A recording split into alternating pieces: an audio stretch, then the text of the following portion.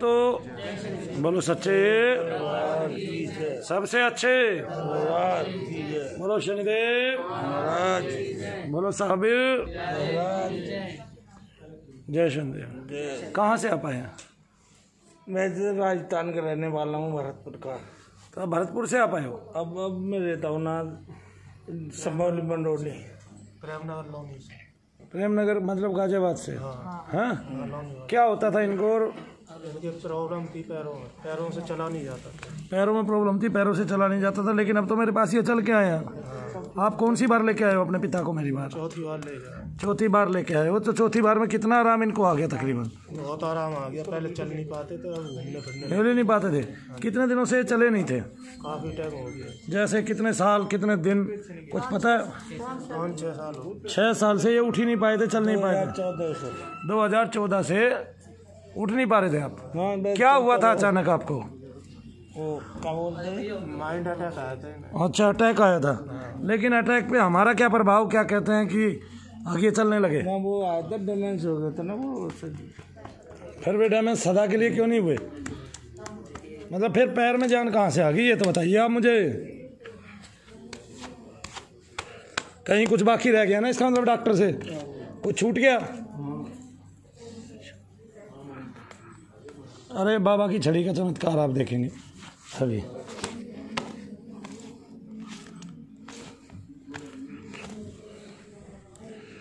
हमने आपसे पूछा, अभी चल के देखिए एक बार, थोड़ा चल के तो देखिए। हमें क्या पता आप चलने लगे हैं। 6 साल से खड़े नहीं हो पाए थे भाई, चलने लगे। इनके लिए तालियां बजा दो भाई, 4 महीने। जोर से बोलो जय शनिदेव। दर्द कहाँ हो रहा है अभी? इनमें होता था। अभी हो रहा है? चल के देखा आपने?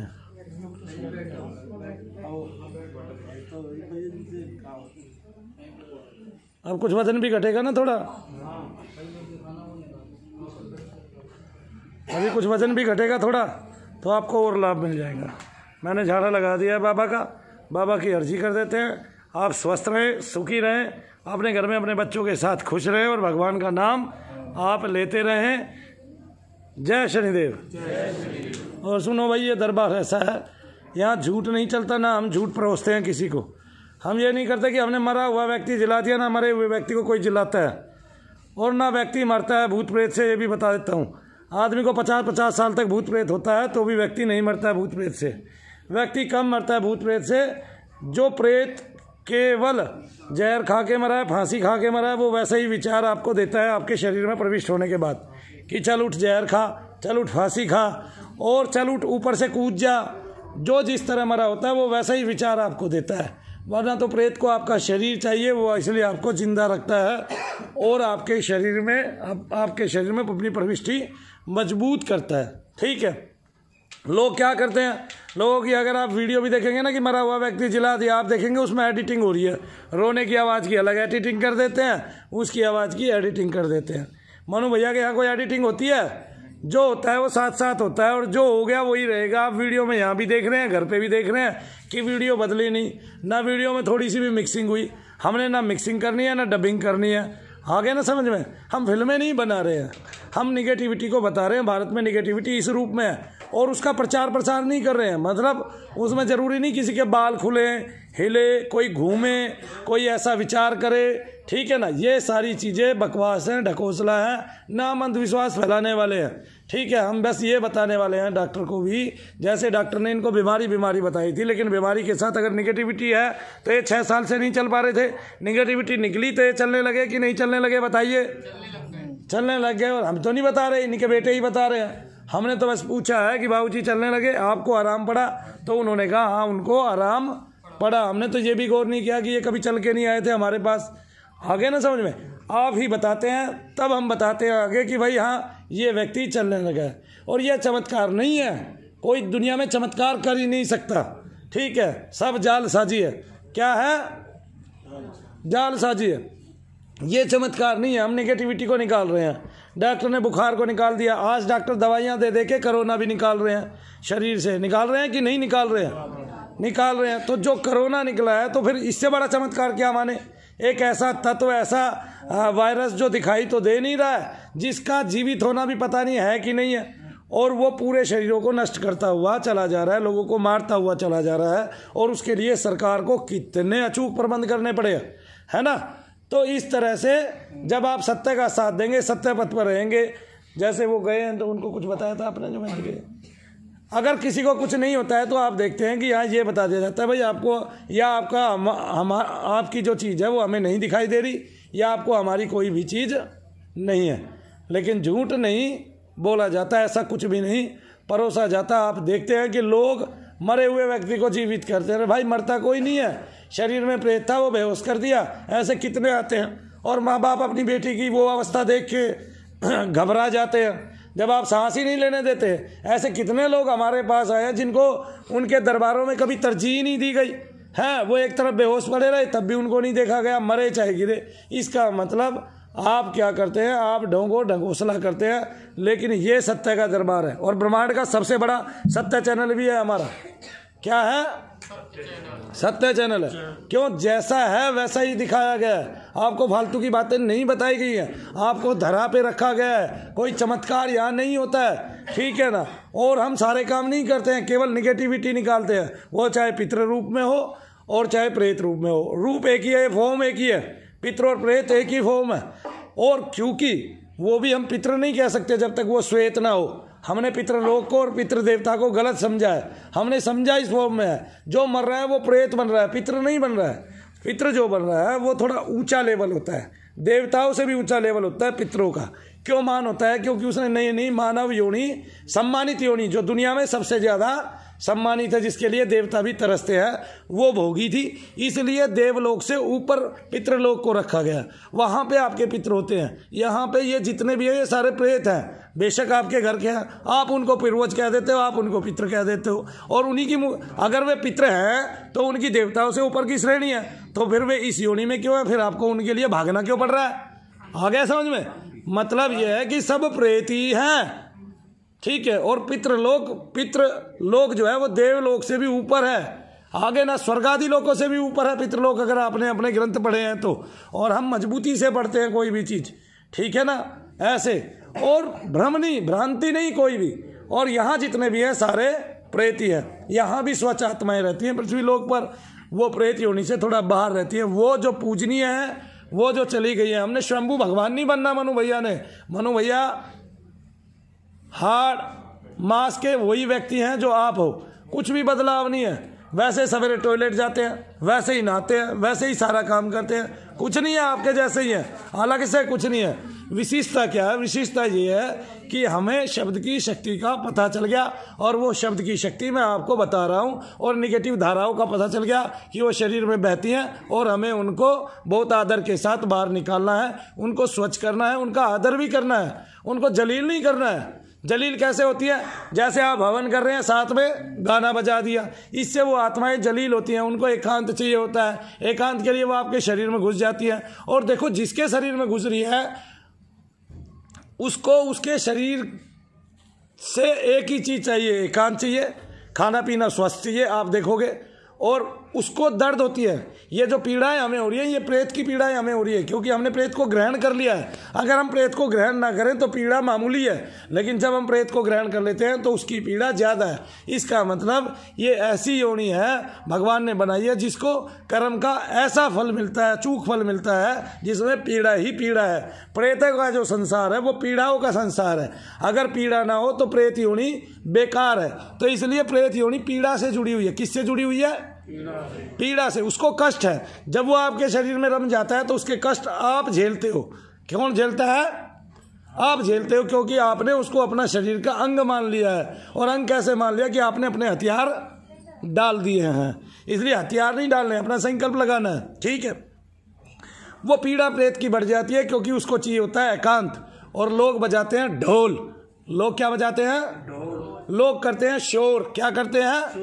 और वो शोर भी इस मात्रा में करते हैं कि वो प्रेत थक जाता है नाच नाच के, कूद कूद के, फिर वो 10 दिन तक आराम से सोता है। उसमें आपको आराम पड़ जाता है, आप सोचते हैं हम ठीक हो गए, और ठीक हुए नहीं होते।